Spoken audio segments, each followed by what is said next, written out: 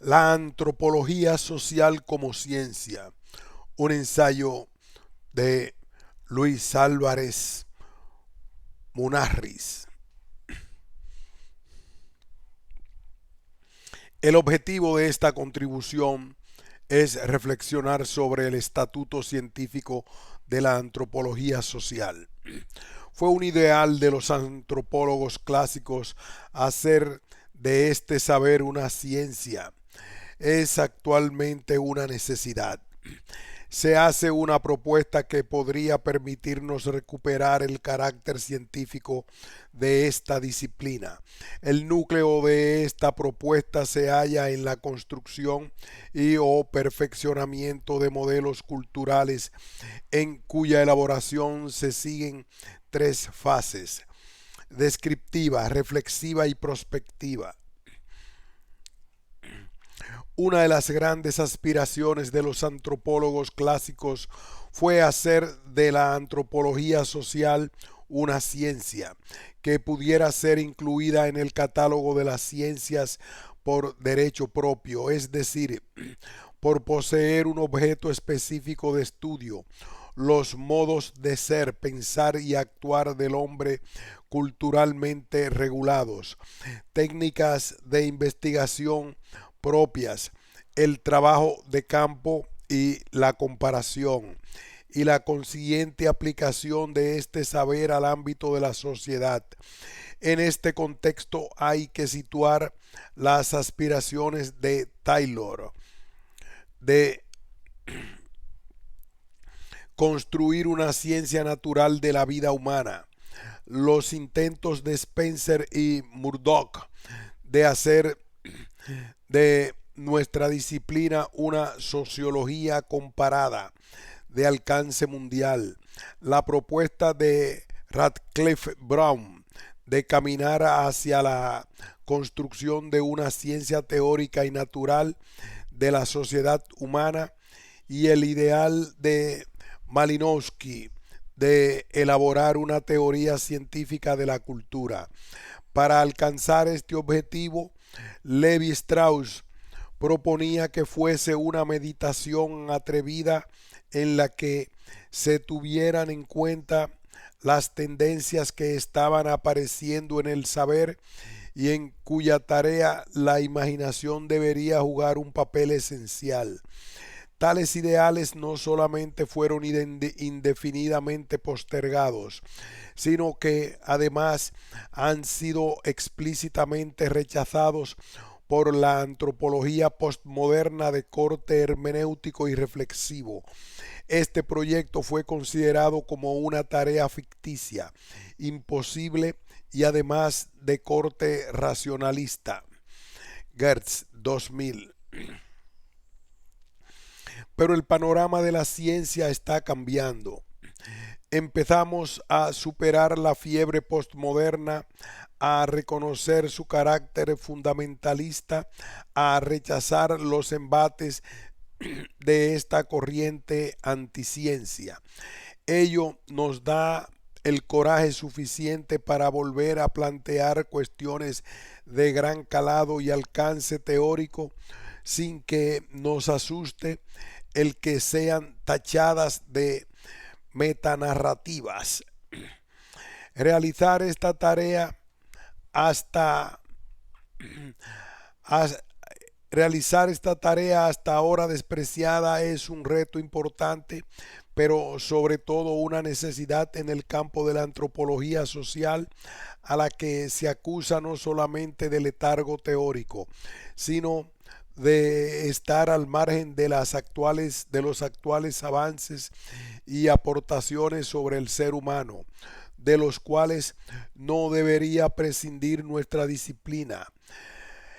Esta Estas acusaciones nos están obligando a retomar y reflexionar sobre el estatuto científico de la antropología social. Nos están invitando a hacernos las siguientes preguntas: ¿por dónde se están adentrando las ciencias de hoy?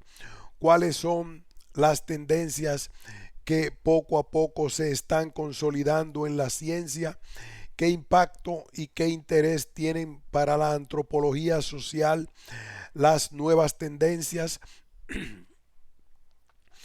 Pueden ayudar a la elaboración de una teoría científica de la sociedad y la cultura como propugnaron los clásicos de la antropología, y supuesto que no se ha hecho realidad esta aspiración, cabe preguntarse, ¿merece la pena mantener este ideal? Son preguntas que es necesario hacerse si queremos revitalizar la antropología. Para poder responderlas es necesario situarse en el contexto del saber de nuestros días. Primero, debemos iniciar nuestras reflexiones situándonos en el contexto actual del saber, del cual en manera alguna puede prescindir nuestra disciplina. En efecto, ni los métodos ni las técnicas usadas en este saber han surgido de la nada y tampoco se realizan fuera de un contexto científico en el que se desenvuelve el saber antropológico, un contexto que se caracterizó y que no ha renunciado todavía a la unidad del saber, a la construcción de una ciencia en la que se pudieran disolver las diferentes disciplinas que la componen, aspiración que todavía mantienen aquellos neurobiólogos que propugnan una teoría unificada del ser humano basada en los avances de la neurofisiología, tesis a la que se acogen actualmente antropólogos que definen la mente humana simplemente como una facultad cerebral que manipula la información. Ahora bien, frente a los cognitivistas y sus recientes aliados, los neurocientíficos, se debe proclamar la autonomía de lo cultural en la medida que constituye un factor determinante en la configuración de la ciencia. Es necesario recordar que para comprender la mente humana, la cultura constituye un dominio propio tan relevante e importante como lo puede ser la dimensión neurocognitiva. Además, conviene subrayar que ni se ha conseguido ni existen indicios racionales para pensar que estemos caminando hacia el ideal de una ciencia unificada, como pretendió el positivismo, y mucho menos que a través de una ciencia de corte empírico e inductivo se puedan conseguir verdades absolutas ordenadas lógicamente en un sistema definitivo y completo. Ya no es probable que se haga ningún intento de ajustar la complejidad del mundo a unas divisiones netas y generales. Es improbable que la ambigüedad sea derrotada y deje de acosar a quienes buscan seguridad. Hay pocas probabilidades de que la creación de orden llegue nunca a su conclusión, al ser una preocupación autopropulsora y autoidentificadora que rebota en una actividad que va contra sí misma. Bauman, 2001. Pero el positivismo no ha pasado en vano, puesto que nos ha obligado a replantear la naturaleza y el alcance de los supuestos tradicionales acerca del sentido del saber. En efecto, se empieza a reconocer la validez de un nuevo marco teórico en el que se trata de superar la estéril división entre dos únicos métodos o dos culturas diferentes, según la terminología de Snow, que confluirían en una sola ciencia. De modo transitorio, se distinguía entre ciencias naturales y humanas divididas y separadas por los temas que abordaban. Los métodos que usaban y los objetivos que pretendían alcanzar. Para las ciencias naturales, métodos orientados a la reducción de complejidad de la causalidad. Para las del espíritu, métodos hermenéuticos situados en el terreno del sentido, en el que se exigen que el mundo sea experimentado en calidad de texto, de tal manera que exista la posibilidad de interpretarlo. Newman, 1996. Ruiz Olabuenaga, 1996. Ortiz, 2000. Lozada y López Feal, 2003.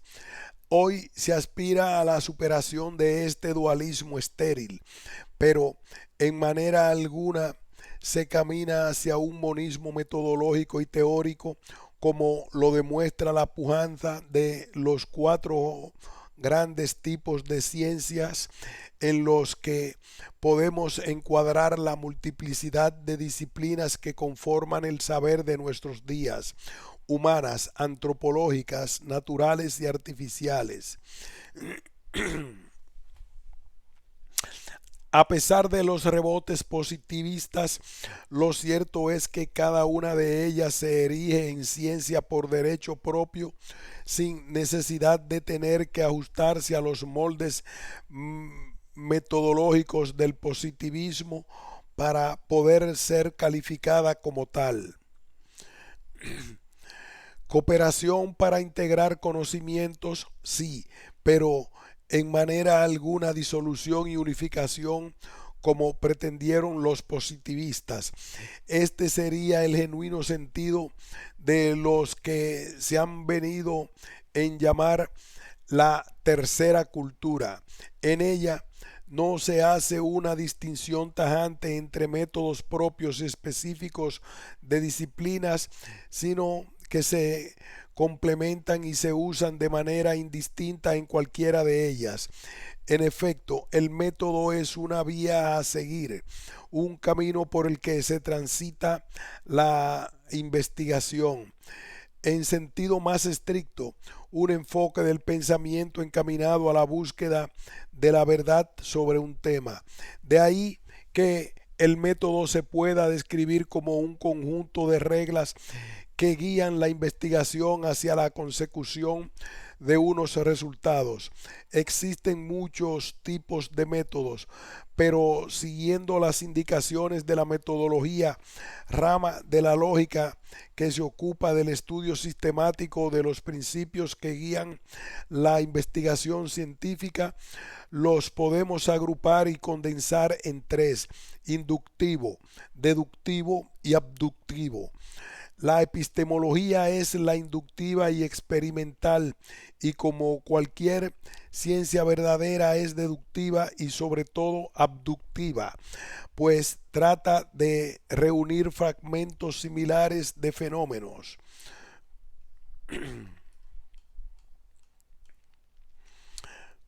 Son tres métodos que de manera indistinta se usan en cualquier disciplina, cada una de las cuales los concreta a través de una serie de técnicas y estrategias que están condicionadas por los temas que abordan. Estos métodos de razonamiento se deben diferenciar nítidamente de las técnicas. Por técnicas entendemos los procedimientos específicos que utiliza una determinada área científica para la obtención de los datos de investigación. Son procedimientos de actuación concretos y particulares relacionados con la táctica de investigación que estemos utilizando en nuestra investigación. Mientras las técnicas tienen un carácter práctico y operativo, los métodos se diferencian por su carácter más global y de coordinación de las operaciones.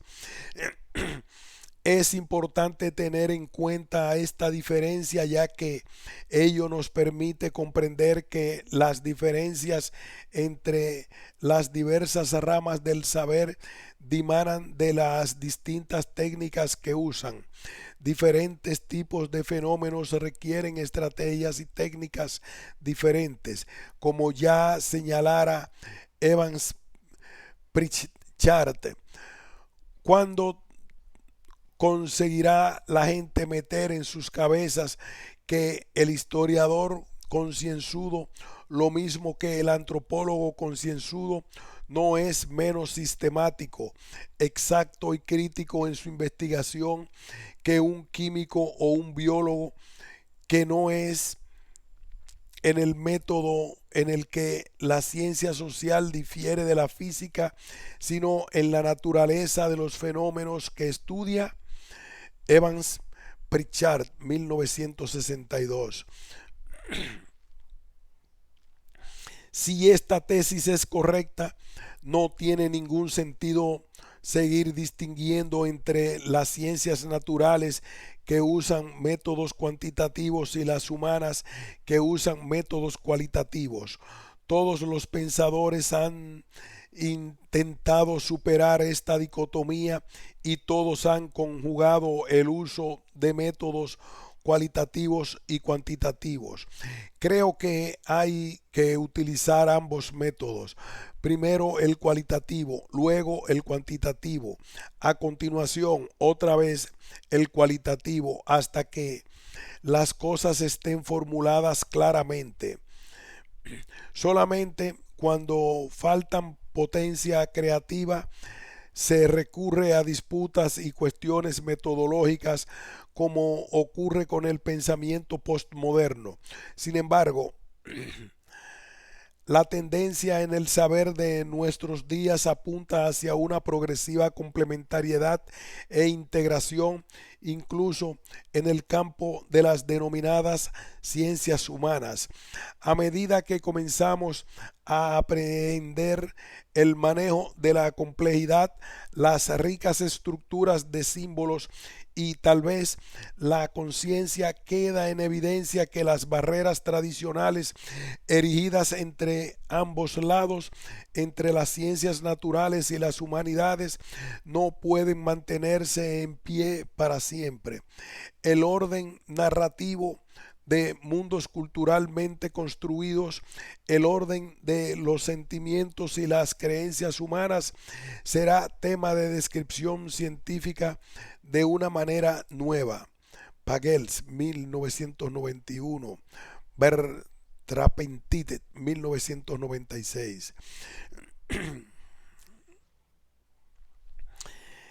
Y supuesto que tanto las categorías como los modelos que elaboramos en antropología social son construcciones de la mente humana, en manera alguna se puede soslayar la cuestión epistemológica sobre la adecuación y validez de los mismos. ¿En qué medida reflejan la realidad? ¿Nos ayudan a avanzar en la comprensión de las cosas? Planteemos la cuestión con palabras. Piaget: el problema es esencial planteado al epistemólogo es el de la naturaleza de tales modelos. ¿Son meramente subjetivos o alcanzan la realidad? Son subjetivos en el sentido de que serían simples instrumentos intelectuales destinados a simplificar los problemas, serían una especie de economía del pensamiento, o tal vez un intento de representación destinado a satisfacer la necesidad de imágenes precisas, o realmente el modelo alcanza lo real por aproximaciones sucesivas. Es evidente que ningún modelo es enteramente conforme a lo real, ya que necesita ser constantemente transformado y afinado, pero el papel del modelo es o no explicar lo real. Pienso que la respuesta a este interrogante debe ser afirmativa. Efectivamente, a pesar de que ninguna categoría, tipo o modelo pueda acoger en su seno la riqueza y la complejidad de lo real, ello no obsta para poder sostener que nos ayudan a entender y explicar muchos aspectos y dimensiones de los objetos, tanto naturales como artificiales, que existen en el universo. Aunque no consigamos verdades absolutas y definitivas sobre la realidad, nos ayudan a avanzar en su conocimiento. Por ello, frente a las posturas objetivistas y constructivistas, pienso que se debe apostar por una epistemología realista radicalmente diferente de la constructivista, muy de moda en nuestros días, en la que se sostiene que las teorías y las categorías son construcciones imaginarias o ideales. Concebir un objeto no consiste en descubrirlo o representarlo, sino en crearlo. Villarroya, 2002. Y que un antropólogo concreta diciendo que nuestras categorías e ideas sobre lo que llamamos realidad son construcciones humanas originadas en sociedades humanas constitutivas de culturas humanas. Vandrell, 2003. Pienso, por el contrario, que si postulamos una categoría estamos suponiendo que hay algo en el mundo que se corresponde con esa categoría. En un sistema formal fregueano o en cualquier sistema que uno pueda elaborar, los símbolos están pensados para distinguir cosas, cosas verdaderas. Ese es también el ideal en las ciencias naturales. Cuando uno elabora una teoría científica del mundo, quiere que sus términos distingan cosas reales del mundo. Chomsky, 2003. De ahí que frente a cualquier axioma de tipo constructivista se está abriendo paso a una visión epistemológica de corte relacional que concibe la ciencia como una tensión entre experiencia e imaginación creadora. En ella se apuesta por una ontología y una epistemología realistas en la medida que las categorías se refieren a lo que existe y es cognoscible.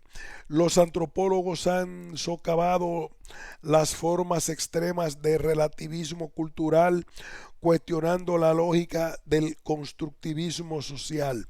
Los modelos no pueden crearse a partir de la nada, requieren cierta materia prima. Si el total de la realidad tal como la ve una sociedad determinada fuera una construcción social, entonces, ¿a partir de qué habría, se habría construido? ¿Cuál sería la materia prima a partir de la cual los pueblos crean sus propias visiones del mundo? La doctrina constructivista no reconoce ningún mecanismo a través del cual el entorno externo pueda penetrar en el conocimiento de la gente. Milton, 1997, Kushner, 1996, Mazo, 2001. Vázquez y Liz, 2002. A pesar de las divergencias que puedan existir entre los realistas acerca de qué y cuál es el nivel en el que se puede explicar la estructura de lo real, es suficiente con suponer que nuestro aparato cognitivo puede, como mínimo, interaccionar, sintonizar con la realidad. Ambos términos implican relación y tanto la relación como los términos de la relación son reales, ya que no son pensados o creados por la mente del sistema observador observado. Basta y sobra con esta exigencia mínima de realismo, ya que lo que realmente interesa no es enzarzarse en disquisiciones vanas y estériles de corte epistemológico para no caer en el vicio denunciado por Nietzsche. Lo que califica al siglo XIX no es el triunfo de la ciencia, sino el triunfo de los métodos científicos sobre la ciencia. Lo que realmente merece la pena es perfeccionar y aplicar creativamente los métodos y los modelos que poseemos para avanzar en el conocimiento del comportamiento humano culturalmente regulado, pero a diferencia del realismo clásico, se parte del reconocimiento de las dificultades que conlleva este tipo de relación de cara al conocimiento de los fenómenos tanto naturales como culturales. Se acepta que jamás conseguimos verdades absolutas, pero se cree en la posibilidad de una aproximación permanente e indefinida a un mejor conocimiento de los temas. En este contexto, la pregunta clave de la epistemología no se centra en la relación entre sujeto y objeto, pregunta irresoluble, pues no podemos estar seguros de que poseemos una imagen fiel de la realidad. El objeto es real, las interacciones son reales y las imágenes son todo lo reales que imaginarse pueda. Y sin embargo, la estructura y las propiedades de la imagen que terminamos viendo son construcciones cerebrales suscitadas por un objeto. No hay foto del objeto que se transfiera del objeto a la retina y de la retina al cerebro. Damasio 1999, Mora 2002. Por el contrario, la pregunta pertinente es la siguiente: ¿cómo hemos llegado a saber lo que sabemos? ¿Cómo podemos avanzar en el conocimiento de lo que sabemos? En una palabra, ¿cómo podemos conocer aquello que queremos conocer? La respuesta a estos interrogantes es, a mi modo de ver, clara y rotunda, construyendo o perfeccionando nuestros modelos en el ámbito de la antropología social, elaborando modelos de comportamiento humano en cuya configuración desempeña un papel esencial la cultura.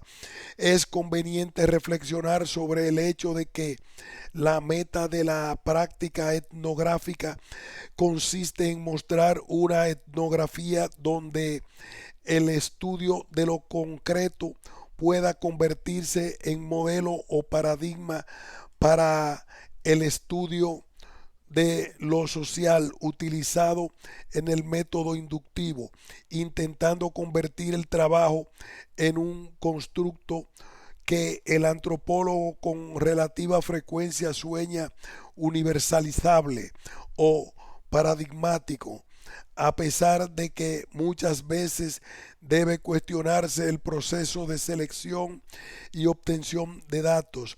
Las comparaciones que preceden a las generalizaciones parciales incluidas, así como con frecuencia las propias generalizaciones. Con todo ello se intenta plantear el hecho de que ya hace mucho tiempo que las etnografías abandonaron el cometido de constituir exclusivamente descripciones de las sociedades o culturas analizadas. Cuando ya se empieza a superar aquella visión en la que antropología social se identificaba con una buena etnografía, por supuesto imprescindible y absolutamente necesaria, conviene perfilar los elementos esenciales que hacen científico un modelo en el campo de la antropología social, es decir, la lógica de la investigación antropológica.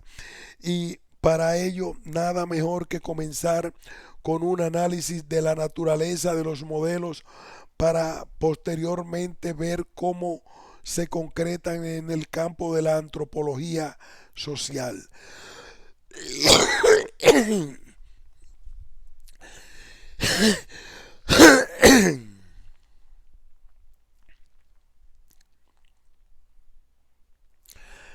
Un modelo es una visión simplificada de la realidad que crea la mente humana para poder describir, interpretar, conocer, hablar sobre las cosas e incluso camina para poder describir, interpretar, conocer, hablar sobre las cosas e incluso cambiar nuestro modo de entender y comportarnos frente a la realidad, ya sea física o social.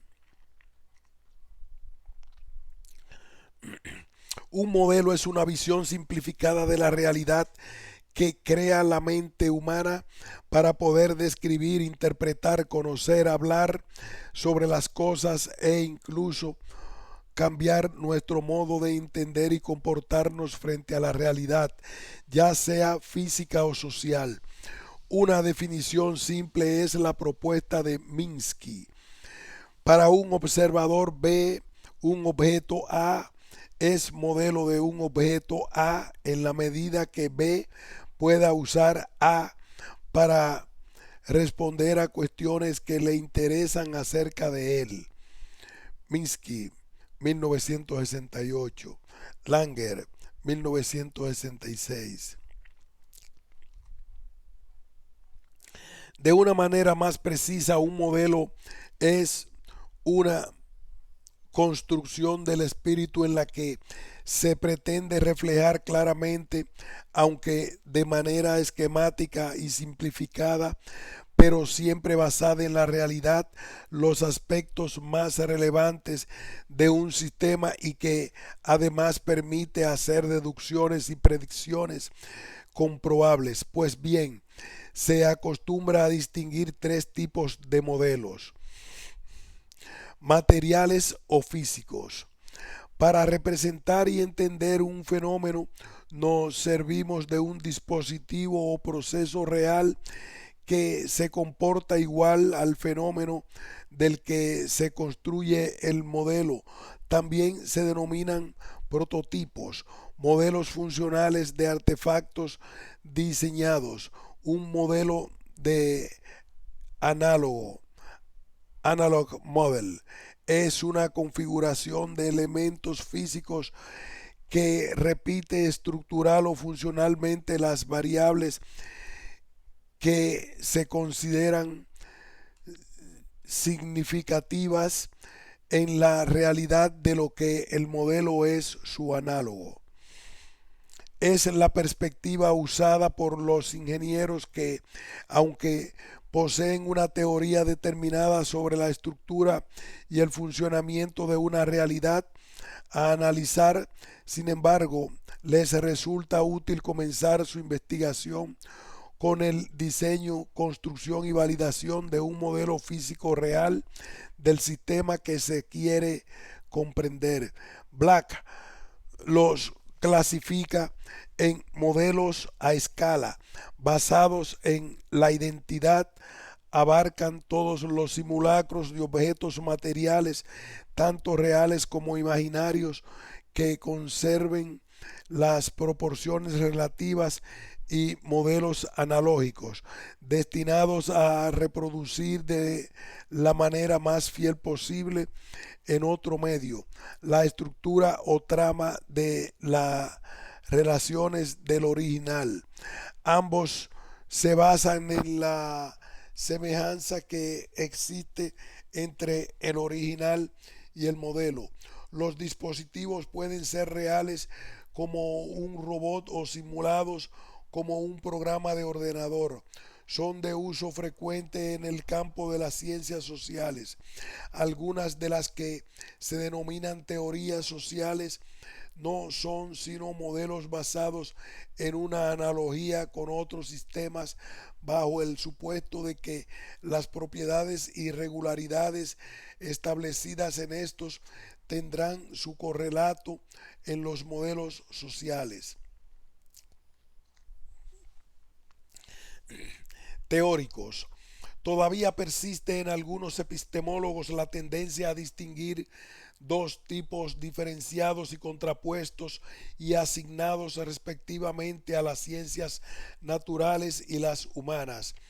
De una parte, los modelos de tipo matemático, en los que para representar y entender un sistema se usan relaciones matemáticas, las cuales se supone que simbolizan y se comportan de la misma manera que el sistema estudiado.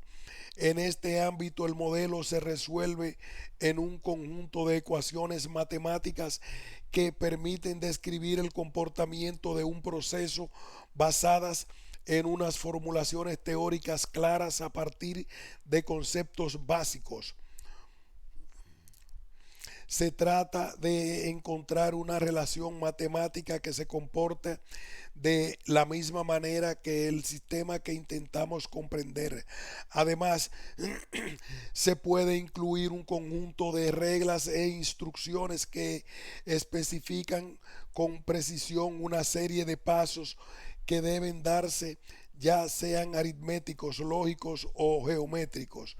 De modo sintético, el modelo se resuelve en el sistema de ecuaciones y expresiones matemáticas relacionadas que describen la esencia del problema. A pesar de su carácter formal, se parte del supuesto de que estas ecuaciones matemáticas son fértiles para describir lo que conocemos y anticipar el dinamismo de las cosas. Es más, la velocidad creciente del cálculo de las computadoras hace que los modelos matemáticos y la simulación gráfica resultante sean cada vez más usados en todos los ámbitos del saber. Es decir, que se consideran útiles para más y más tipos de problemas. Dentro de los modelos matemáticos se empieza a aceptar la siguiente tipología: lineales y no lineales. Davis, 1989. Y de otra parte, modelos de tipo conceptual. En ellos se intenta comprender los sistemas y a través de metáforas o analogías. Fueron denominados por Black arquetipos conceptuales, que refieren a un repertorio sistemático de ideas por medio del cual un pensador dado describe por extensión analógica cierto dominio al que tales ideas no sean aplicables inmediata o literalmente. Black, 1962. Generalmente son de tipo lingüístico, ya que en este enfoque lo que sentimos y pensamos, lo que expresamos a través de palabras, son más básicos que los dos tipos anteriores, puesto que al inicio de cualquier investigación nos servimos de las palabras para expresar lo que conocemos y usamos palabras para comunicar a los demás nuestras ideas y conocimientos, ya sea de forma oral o escrita. Es el tipo de modelización más usado en antropología social, aunque siempre partiendo de los datos que proporciona el trabajo de campo. Los antropólogos utilizan sobre todo modelos teóricos no matemáticos que están enraizados en la cultura, dado que la propia cultura consiste en una serie de modelos situacionales de comportamiento y pensamiento. Los modelos que utilizan los antropólogos suelen ser versiones muy abstractas de partes de los modelos que constituyen toda la cultura. Por ejemplo, los sistemas de parentesco. Es interesante subrayar que, aunque todavía subsista la tendencia a usar esta clasificación como criterio de demarcación, la práctica actual está superando por anticuada esta división.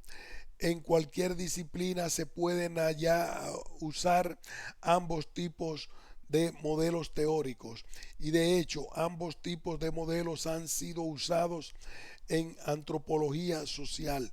Goodman y Penn, 1982. En la actualidad empieza a ser superada aquella idea profundamente arraigada en nuestra cultura de que solamente puede ser calificado de científico aquello que es o puede ser traducido y expresado en lenguaje matemático.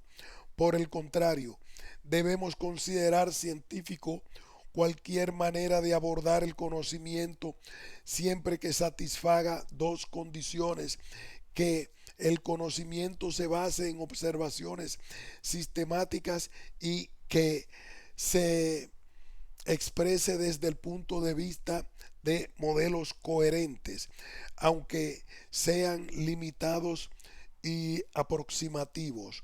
Otros aspectos como la cuantificación, la contrastación empírica o el uso de las matemáticas suelen ser deseables, pero no son cruciales ni indispensables. El mismo Einstein solía decir que la ciencia consistía en crear teorías, es decir, en crear modelos representativos y coherentes de las realidades observadas. Martínez Vingeles, 1993, Pagels, 1991, Vilar, 1997, Chart, 2000. Mentales. Son constructos puramente mentales, juegos de imaginación creativa, la mayoría inverificables, pero que de un enorme valor heurístico en la medida que han abierto nuevos campos de experiencia. Con Maxwell podríamos definirlos como metáforas audaces en las que se exploran nuevos campos de conocimiento y que están en la base de todo pensamiento creador. El gato de Schrödinger, el demonio de Maxwell, el test de Turing, etcétera, son ejemplos clásicos de este tipo de modelos. Están a medio camino entre la experimentación y la pura ficción.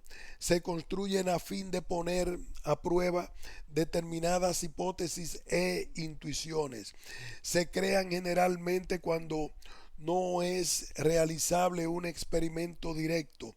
Son imprecisos, difusos y difíciles de comunicar, pero han sido sumamente relevantes, puesto que han constituido la base para elaborar modelos teóricos y con ellos avanzar en el conocimiento de los temas.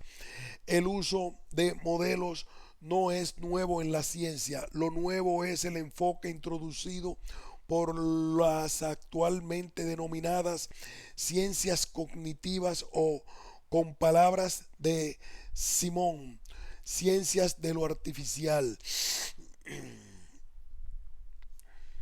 En prácticamente ningún manual sobre filosofía de la ciencia o filosofía de la técnica, por ejemplo, se alude de manera significativa al campo de la simulación. Y esto es particularmente grave cuando constatamos que, de hecho, el modelado y la simulación de los sistemas constituye hoy en día una de las áreas de mayor desarrollo dentro de la propia ciencia y la tecnología. Y cuando constatamos que además el modelado y la simulación de sistemas pone en cuestión algunos de los esquemas filosóficos tradicionales más arraigados. Velázquez y Lis, 2002, Álvarez Munarriz, 1990. En este nuevo paradigma se prima la creatividad en la construcción de los modelos. Es un matiz esencial. No interesa tanto ver si estos modelos pueden generar o se pueden incardinar en una teoría completa, consistente y coherente. González Echeverría, 2000. Lo que interesa es su fertilidad, es decir, si nos ayudan a conocer o avanzar en el conocimiento de los temas. La fertilidad de los modelos estriba en la posibilidad de ofrecer una mejor comprensión de los elementos de un sistema y del orden estructural que subyace en su funcionamiento. O'Reilly y Munakata 2000. Este enfoque de la modelización posibilita una manera de hacer ciencia que se caracteriza por dos rasgos a primera vista contradictorios, pero que, sin embargo, son complementarios. De una parte, la autonomía de las disciplinas, que viene exigida por la complejidad de los temas que requieren un tratamiento específico, pero de otra, el compartir los diferentes enfoques o perspectivas, todas ellas complementarias con el fin de reducir la complejidad. Esta última característica de compartir y no compartimentar el conocimiento es la que hace cada vez más difusas las fronteras entre las diversas disciplinas, pero ello no implica una disolución reduccionista, antes bien necesidad de cooperación interdisciplinar, es decir, de colaboración de diferentes disciplinas para alcanzar una visión global de los temas complejos. Y esto es así porque la ciencia significa búsqueda, lo que supone hallazgos, pero también aparición de nuevos interrogantes en cuanto al acercamiento entre científicos y místicos, etcétera. Podríamos decir que esto sucede porque ante nuevos descubrimientos y nuevos horizontes la complejidad es mayor y por tanto se hace prácticamente indispensable la colaboración entre unos y otros. Además, cuanto más civilizada es la sociedad, el espíritu de colaboración y participación se hace más patente. Caro Baroja, 1995. Wagensberg, 2001. Mora, 2001.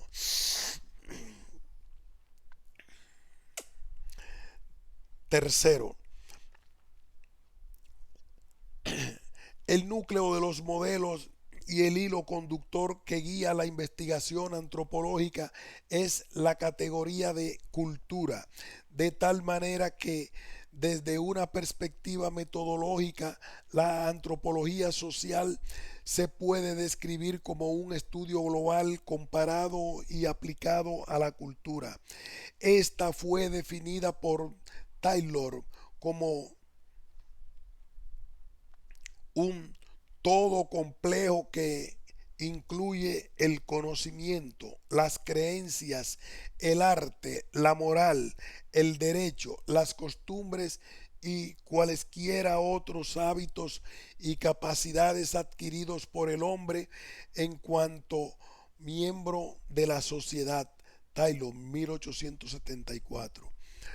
Una somera reflexión sobre esta clásica pero amplia descripción de cultura nos permite deducir que se trata de una realidad compleja e inabarcable. En efecto, desde el punto de vista estructural podemos constatar que en la noción de cultura se agrupan una cantidad de elementos que, aunque variados y heterogéneos, sin embargo, están articulados unitariamente y desde un punto de vista procesual también podemos afirmar que a lo largo de la historia de la humanidad la cultura se ha concretado en una enorme variedad de manifestaciones y expresiones, como lo demuestra la riqueza de culturas específicas que existen y han existido en el planeta Tierra. Estas dos dimensiones nos muestran la imposibilidad de llegar a un conocimiento total de la cultura, a pesar de que sea una de las grandes aspiraciones de la antropología social. Ahora bien, aún reconociendo esta limitación, en esta disciplina se aspira a lograr un conocimiento lo más exhaustivo posible de la totalidad de culturas particulares. Ha sido y debe seguir siendo un objeto primordial de la antropología social. Para lograrlo, está siendo fértil el uso del paradigma relacional, radicalmente diferente del pensamiento sustancial, que se sustenta en la metodología de modelos.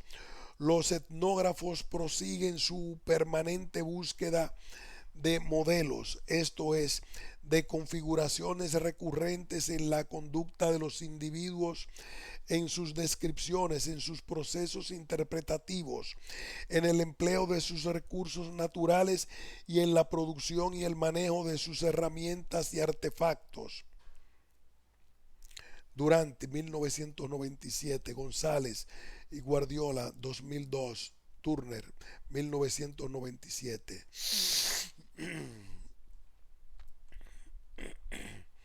En este enfoque, la construcción de modelos se desarrolla a lo largo de tres fases complementarias: fijar los elementos del objeto que se modeliza, determinar la relación que existe entre esos elementos y predecir su variación en el tiempo.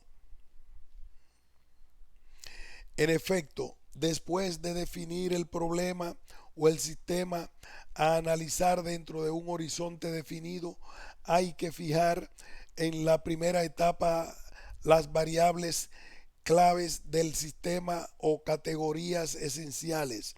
Entonces se puede pasar a la fase fundamental de los modelos, que consiste en fijar un conjunto de variables que pueden ser ecuaciones o proposiciones lingüísticas, a través de las cuales se trata de representar cómo están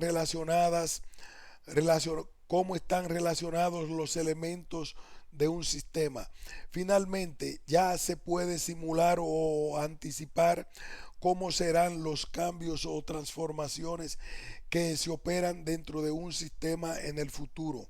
Estas tres fases nos servirán de hilo conductor para exponer los tres momentos esenciales que conforman la investigación en antropología social. Momento descriptivo. El punto de partida o primera fase de cualquier investigación en antropología social está constituida por el momento descriptivo e interpretativo. Está encaminado a la búsqueda, selección e interpretación de datos que permitan comprender y fijar a través de categorías los rasgos más importantes de personas, grupos, comunidades o cualquier otro fenómeno que tenga interés para un investigador. Esta es la primera tarea del antropólogo cuando planifica e inicia una investigación: fijar los componentes o partes de los que consta el sistema que se intenta modelizar con la mayor precisión posible, es decir, la obtención de conocimiento o información sobre los aspectos más relevantes de la unidad de análisis que se toma como centro de una investigación. Tiene como función y objetivo fijar los elementos esenciales de un sistema sociocultural, obtener datos para alcanzar una visión global del mismo. Es lo que clásicamente se ha denominado etnografía. Momento reflexivo. La antropología social no se ha quedado en un nivel puramente descriptivo e interpretativo, sino también ha inspirado a constituirse en un saber nomotético, Momento reflexivo. La antropología social no se ha quedado en un nivel puramente descriptivo e interpretativo, sino que también ha aspirado a constituirse en un saber nomotético a través de la reflexión. Si en la primera fase se prima la descripción, la aplicación o construcción de categorías a través de la inducción, en esta fase se prima la explicación. De cualquier manera, conviene subrayar que su punto de apoyo siempre ha sido el estudio de la variabilidad y consiguientemente la diversidad de sistemas socioculturales que existen y han existido, partiendo de los conocimientos aportados por la etnografía, y conviene subrayarlo, pues de lo contrario constituiríamos nuestros modelos en el vacío, nos elevamos a un nivel superior de abstracción que podemos denominar reflexivo. De la observación del objeto se pasa a una reflexión, a considerar los datos recibidos y valorarlos, a entresacar lo esencial y rechazar los detalles superfluos, porque es imposible agotar todos los datos recibidos en la fase de observación, puesto que la descripción no es una fotografía, debe hacerse una selección evitando ser prolijos. Lo que se describe queda mediatizado, enfatizado o minimizado por el punto de vista del autor. Y en un punto de vista ineludible para el antropólogo es el comparativo, y es que si la antropología social aspira a ser una ciencia por derecho propio, a elaborar una teoría científica de la cultura, no se puede quedar en un nivel puramente descriptivo. Si pretende constituirse en un saber nomotético, debe elevarse sin renunciar a su vocación ideográfica e interpretativa hacia lo general, y si fuere posible universal a través de la comparación. Método prospectivo. La descripción y la comparación no solamente son instrumentos de generalización, sino que deben ser la base en la que se sustente la prospección, la anticipación y la construcción del futuro que deseamos, es decir, del diseño cultural. El antropólogo como diseñador está obligado a enfrentar la tarea de promover nuevas instituciones sustentadas y configuradas por valores en los que creemos ayudar a la realización de los proyectos que los actores sociales consideran apropiados con el fin de hacer realidad la existencia de una sociedad de seres autónomos. Ello obliga a la búsqueda y selección de aquellas posibilidades que más se adecúen a las necesidades del ser humano, sean funcionalmente equivalentes. Ello implica que siempre partimos de valores, pero lo importante no es negarlos, sino ponerlos sobre la mesa para que las propuestas que de ellos surgen puedan ser juzgadas y aceptadas o rechazadas por los actores sociales.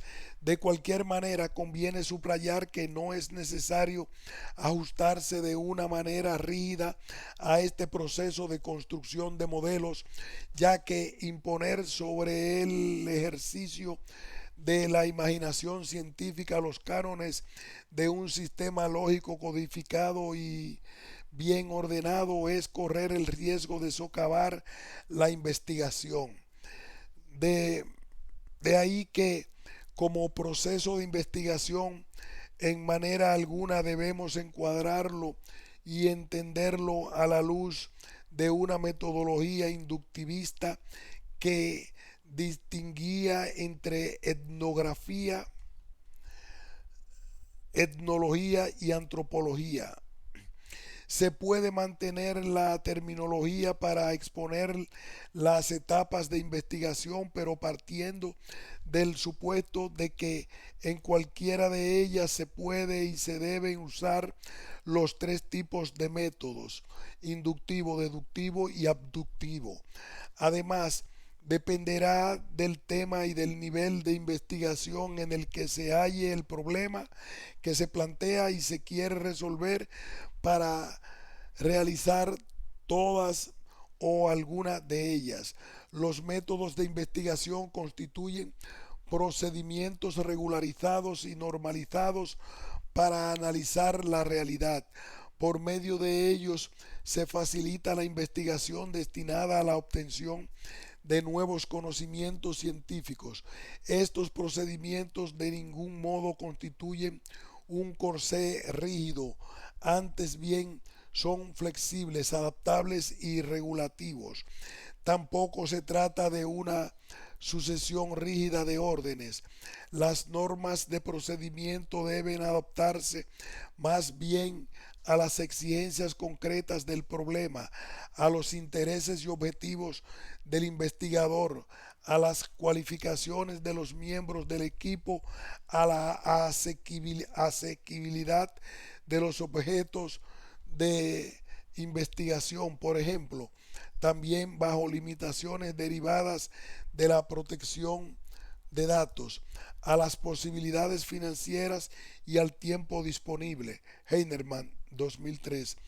Es más, se puede afirmar que el gran reto de la antropología social en nuestros días es centrarse en el tercer momento, es decir, en el prospectivo, diseñar alternativas de futuro, elaborar nuevos modelos de sociedad que despierten el interés y la fuerza creativa de los ciudadanos. La razón es simple: estamos ante un futuro abierto e incierto, y reflexionar sobre él para imaginarlo y orientarlo según nuestros valores y necesidades no solo es un reto, sino también una exigencia social. El problema de la antropología contemporánea enfrenta no está tanto, el problema que la antropología contemporánea enfrenta no está tanto en las otras culturas como en la nuestra, en esa digresión de la unidad personal, en el olvido del sujeto y una responsabilidad progresivamente sustituido por una visión mecanicista de sus partes, apéndices de los sistemas sociales en los que inercialmente se encuentra, diluyéndose en sus circunstancias un sujeto que con ello ha perdido la capacidad de otear su horizonte. Este es sin duda un problema antropológico merecedor de toda la atención de las ciencias sociales. Estudiar esa figura humana que la historia y la cultura de nuestro tiempo está creando y que arrastra desde el fondo su historia. Una honda quiebra con su tradición y un denodado esfuerzo a ciegas por construirse. San Martín, 2003, Buxo, 2002, Herrera, 2001. Fin de este ensayo.